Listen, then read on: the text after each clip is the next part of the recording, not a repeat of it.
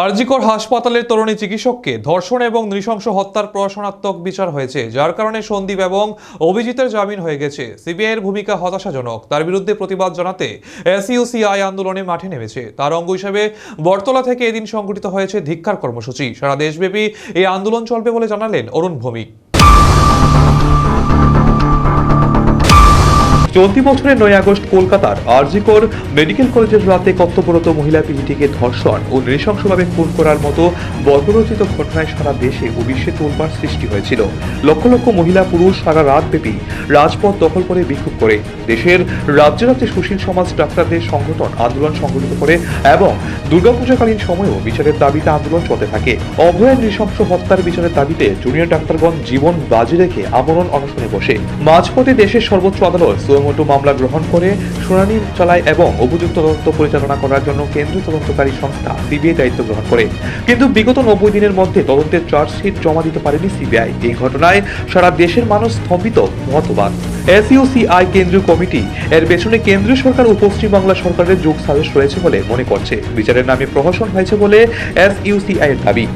এই প্রহসনাত্মক বিচারের বিরুদ্ধে তাই ধিক্কার জানিয়ে শনিবার আরজিকর কাণ্ডে নিহত অভয়কে ন্যায় বিচার পাইয়ে দেওয়ার দাবিতে দেশব্যাপী আন্দোলন করে তুলতে জনসাধারণের প্রতি আহ্বান জানান এসইউসিআই নেতৃত্ব। সংগঠনের নেতৃত্বের দাবি করেছেন তরুণী ডাক্তার ধর্ষণ এবং হত্যার 90 দিন পর কলকাতার শিয়ালদহ আদালত আরজিকর কাণ্ডের প্রধান দুই অভিযুক্ত সন্দীপ ঘোষ ও অভিজিৎ মণ্ডলের জামিন মঞ্জুর করে, কারণ সিবিআই অভিযুক্তদের বিরুদ্ধে যথাযথ রিপোর্ট আদালতে জমা করতে পারেনি। দুই অভিযুক্তকে পার পাইয়ে দেওয়ার জন্যই এই প্রচেষ্টা। এর জন্য দেশব্যাপী আন্দোলন করে তুলতে হবে।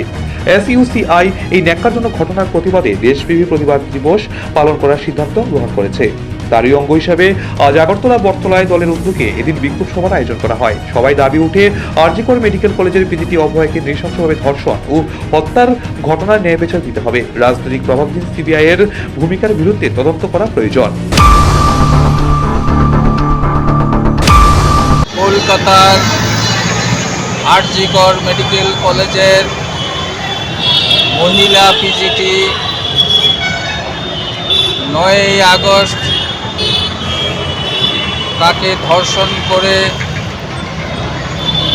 কলেজের ভিতরে নৃশংসভাবে হত্যা করা হয়েছিল। তার প্রতিবাদের সাথে সাথে পশ্চিম বাংলায় কলকাতা শহরে লক্ষ লক্ষ মানুষ রাস্তায় নেমেছিল, রাত দখল করেছিল। সারা ভারতবর্ষের শহরে শহরে বিক্ষোভ হয়েছিল, সারা বিশ্বে প্রতিবাদ হয়েছিল। এই আন্দোলনে সাধারণ মানুষ, ডাক্তারদের সংগঠন দীর্ঘদিন ধরে অংশগ্রহণ করেছে। পূজা চলাকালীন সময়েও এই আন্দোলন চলছিল। অবশেষে এই আন্দোলনকে আরেক ধাপ এগিয়ে নিয়ে গিয়ে জুনিয়র ডাক্তাররা জীবনকে উপেক্ষা করে আমরণ অনশনে বসেছিল। মাঝপথে সুপ্রিম কোর্ট সুমোটো কেস গ্রহণ করে তার বিচার চালাচ্ছিল। দেশের মানুষ মনে করেছিল ন্যায় বিচার পাবে এবং কেন্দ্রীয় তদন্ত ব্যুরো সিবিআই তার তদন্তের ভার গ্রহণ করে। কিন্তু 90 দিন পরে সেই কলেজের অধ্যক্ষ সন্দীপ ঘোষ এবং থানার ওসি অভিজিৎ মণ্ডলকে গ্রেপ্তার করার পর 90 দিন আলিপুর আদালতে শুনানির পর তাদের জামিন মঞ্জুর করে। এতে সারা ভারতবর্ষের মানুষ হতভম্ব হয়ে যায় যে কি করে এই জঘন্য অপরাধীদের জামিন মঞ্জুর করলো।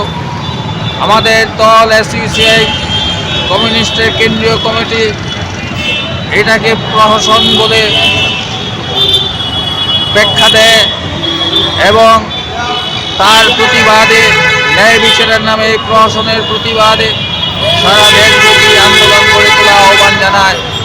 এবং আজ 14 ডিসেম্বর দেশব্যাপী এই ন্যায় বিচারের নামে প্রহসনের যে ঘটেছে এবং তার বিরুদ্ধে এবং ন্যায় বিচারের দাবিতে আজকে দেশব্যাপী বিক্ষোভ চলছে। আমরা আগরতলার এই বটতলাতে আরজি করের ন্যায় বিচারের দাবিতে বিক্ষোভ জানাচ্ছি। আপনার নাম? অরুণ ভৌমিক, সম্পাদক এসইউসিআই ত্রিপুরা।